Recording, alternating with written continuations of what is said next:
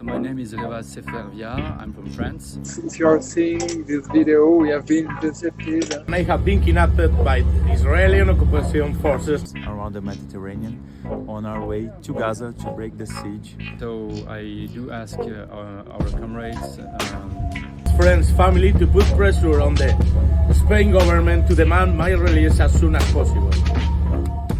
இஸ்ரேலிய கடற்படை தடையை மீறி காசாவை அடைய முயன்ற உதவி படகை இடைமறித்து கிரேட்டா துன்பர்க் மற்றும் பிற ஆர்வலர்களை ஏற்றி சென்ற கப்பலை இஸ்ரேலுக்கு திருப்பி விட்டதாக செய்திகள் வெளியாகி இருக்கு. பாலஸ்தீன ஆதரவு அமைப்பான ஃப்ரீடம் ஃப்ளோட்டிலா கூட்டணி இயக்கக்கூடிய UK கொடியிடப்பட்ட மெட்லின் அப்படிங்கிற படகு ஜூன் 6ஆம் தேதி சிசிலியில இருந்து புறப்பட்டு அன்றைய தினமே காசாவை அடைய இருந்தது.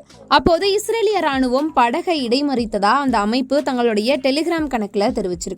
இஸ்ரேல் வெளியுறவு அமைச்சகம் எக்ஸ் தளத்துல வெளியிட்ட அறிக்கையில பிரபலங்கள் செல்ஃபி படகு பாதுகாப்பாக இஸ்ரேல் கடற்கரையை நோக்கி சென்று கொண்டிருக்கிறது. பயணிகள் தங்களுடைய சொந்த நாடுகளுக்கு திருப்பி அனுப்பப்படுவார்கள் என்று எதிர்பார்க்கப்படுகிறது.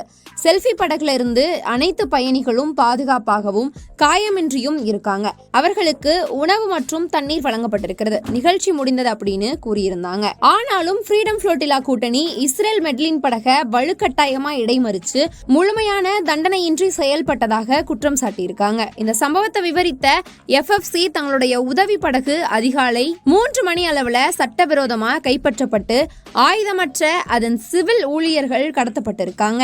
மேலும் குழந்தையுடைய உணவுப் பொருட்கள் மற்றும் மருத்துவ பொருட்கள் இது எல்லாமே உயிர் காக்கக்கூடிய பொருட்களா இருக்கக்கூடியவை. ஆனா அதையும் பறிமுதல் செஞ்சிருக்காங்க. ஃப்ரீடம் ஃப்ளோட்டிலா கூட்டணியுடைய அமைப்பாளர் கூறியது என்னன்னா, சர்வதேச தன்னார்வலர்களை மெட்லின் படகுல தடுத்து வைக்க இஸ்ரேலுக்கு சட்டப்பூர்வ அதிகாரம் இல்லை. ஸ்வீடனுடைய காலநிலை ஆர்வலர் துன்பர்க் மற்றும் ஐரோப்பிய பாராளுமன்றத்துடைய பிரெஞ்சு உறுப்பினர் ரிமா ஹாசன் உட்பட 12 பேர் கொண்ட குழு இதுல இருந்திருக்காங்க. ஒரு சில உதவி பொருட்களோட காசா கடற்கரையை அடைய இலக்கு கொண்டிருந்தாங்க.